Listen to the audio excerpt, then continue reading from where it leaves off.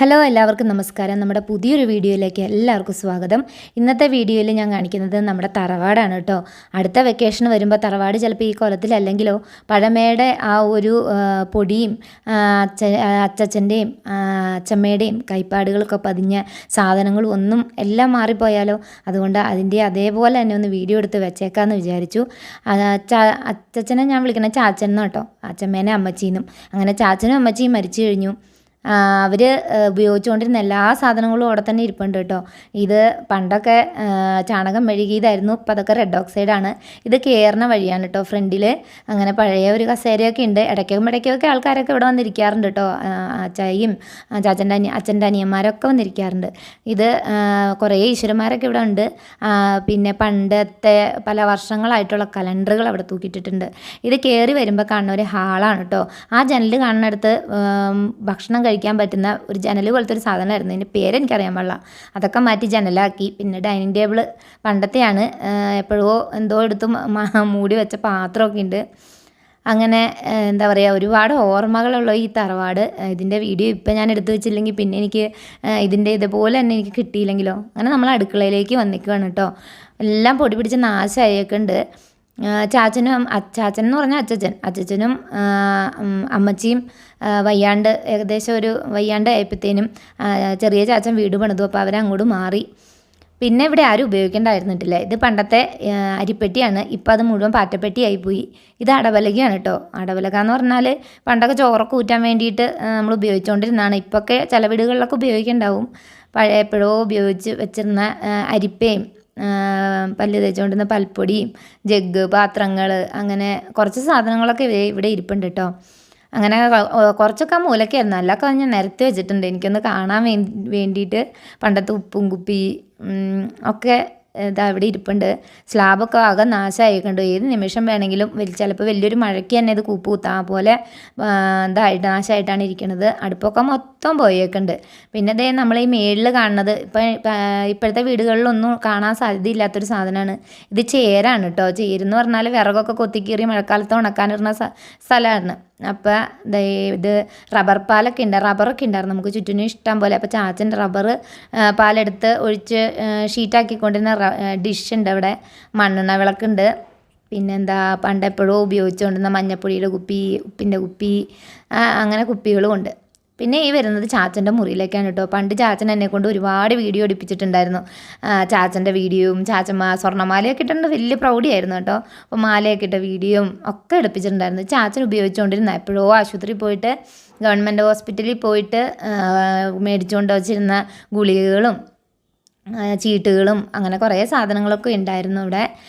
അതൊക്കെ ഇനിയിപ്പോൾ ചെല്ലുമ്പോഴൊക്കെ മാറ്റൂലേ. പിന്നെ അവരൊക്കെ അവിടെ ഉണ്ടായിരുന്നു എന്ന് പോലൊരു തോന്നലും ഉണ്ടാവില്ല.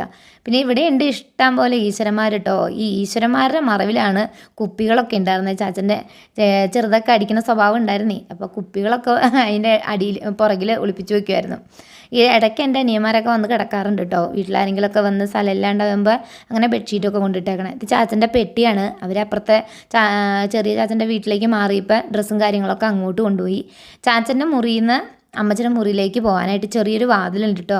ഒരു കുഞ്ഞൊരു വാതിലുണ്ട്. ഇത് അമ്മച്ചിയുടെ റൂമാണ്. ചാച്ചൻ്റെ മുറിയിലേക്ക് ജനലും അമ്മച്ചിയുടെ മുറിയിൽ നിന്നുണ്ട് കേട്ടോ.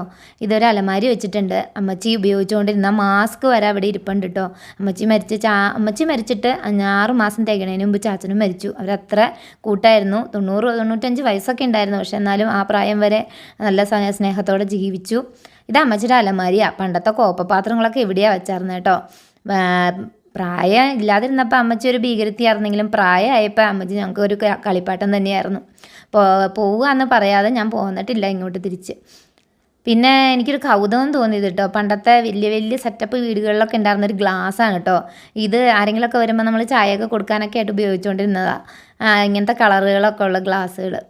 പിന്നെ എന്നാ അമ്മച്ചിയുടെ ഒരുപാട് പേഴ്സുകൾ. ആര് സ്വർണ്ണക്കടയിൽ പോയിട്ട് പേഴ്സ് കൊടുത്താലും അമ്മച്ചി അത് മേടിച്ചുകൊണ്ട് വരും. അതിൻ്റെ അകത്തൊക്കെ ചിലപ്പോൾ ഓരോ പാരസിറ്റാമോളും എവിടെയെങ്കിലും പോയ ചീട്ടുകളും കാര്യങ്ങളൊക്കെ ആയിരിക്കും. ഇത് എപ്പോഴോ ഉപയോഗിച്ച ചുമയുടെ മരുന്നുകളോ മരുന്നിൻ്റെ കുപ്പി, അമ്മച്ചിയുടെ കണ്ണടയുടെ കവറ്, പിന്നെ എന്തൊക്കെയോ കവറുകളും കാര്യങ്ങളൊക്കെ അവിടെ ഉണ്ടായിരുന്നു. ഇതാണ് അമ്മച്ചിയുടെ മുറി. പണ്ടൊക്കെ അങ്ങനെയാണല്ലോ, ഒരു പ്രായം കഴിഞ്ഞാൽ ഭാര്യയും ഭർത്താവും വേറെ വേറെ മുറിയിലാണല്ലോ മക്കളൊക്കെ വലുതാകുമ്പോൾ കിടക്കുക. അങ്ങനെ പുറത്തേക്ക് ഇറങ്ങിയിട്ട് ഇതൊരു പെരയാണ് കേട്ടോ. ഇതിന് ഞങ്ങൾ പറയണത് കോഴിപ്പെര എന്നാണ്. കാരണം കുഞ്ഞുങ്ങളൊക്കെ പൊരുന്ത വെച്ച് വിരിഞ്ഞ് കഴിയുമ്പോൾ പുറത്തേക്ക് ഇറക്കി വിടുന്നതിന് മുമ്പ് കോഴിക്കൂട്ടിലാക്കൂല, ഈ പെരയിലാണ് കൊട്ടയിട്ട് മൂടി വയ്ക്കും, അല്ലെങ്കിൽ ഇതുങ്ങളെ അടച്ചിടും. അപ്പോൾ ഈ പരുന്തൊന്നും വന്ന് കൊണ്ടുപോകാതിരിക്കാൻ വേണ്ടിയിട്ട് ഈ പെരയിലാണ് ഉപയോഗം. അങ്ങനെ പറഞ്ഞപ്പോൾ അത് കോഴിപ്പെരയായി. അപ്പോൾ ഇവിടെ നിന്ന് ബാത്റൂമിലേക്ക് ഒരു ഡോറുണ്ട് കേട്ടോ. ഈ ബാത്റൂമൊന്നും പറയാൻ പറ്റില്ലാത്ത പോലെ നാശമായിപ്പോയി. ചാച്ചനൊന്നും സമ്മതിക്കില്ലായിരുന്നു. അപ്പോൾ അതുകൊണ്ടാണ് ഇതിങ്ങനെയൊക്കെ കിടക്കണം കേട്ടോ. അല്ലെങ്കിൽ പണ്ടേ ഇതൊക്കെ നല്ല അടിപൊളിയാക്കിയാനെ. ചാച്ചൻ ഉപയോഗിച്ചുകൊണ്ടിരുന്ന ചെരുപ്പുകൾ, ടർപ്പൻറ്റൈൻ, പിന്നെ അതേ ആ ചെറിയ അനിയത്തിയുടെ ചെറുതിലത്തെ എന്തോ ഒരു ഇൻസ്ട്രുമെൻറ്റ് ബോക്സോ ഒക്കെ ഇരിപ്പുണ്ട് അവിടെ.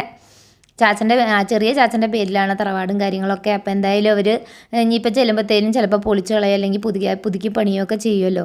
അങ്ങനെ പുറത്തോട്ട് ഇറങ്ങി ഇങ്ങനെ വരുമ്പോൾ അവിടെ ഒരു ഇടനാഴിയുണ്ട്.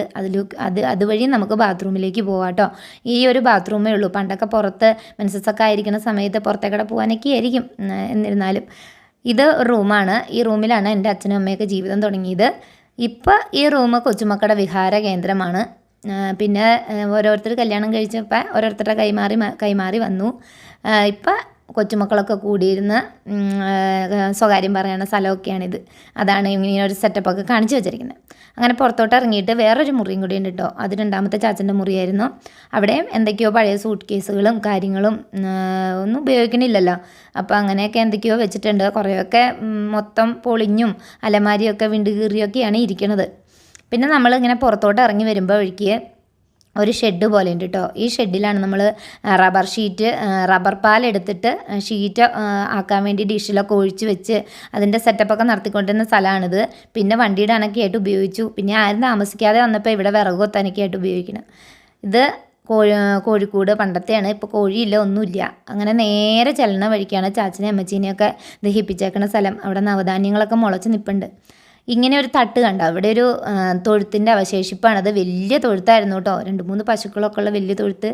അങ്ങനെ പിന്നെയും പുറത്തോട്ട് ഇറങ്ങി വരുമ്പോൾ പുറകുവശത്തേക്ക് പോകുമ്പോൾ പണ്ടത്തെ ഉരൽ, ഇതൊരു കാലം വരെ ഉരൽ ഉപയോഗിക്കുമായിരുന്നു. പിന്നെ മിക്സിയുടെ കടന്നുകയറ്റം മൂലം അതിനിങ്ങനെ സൈഡാക്കി വെച്ചു.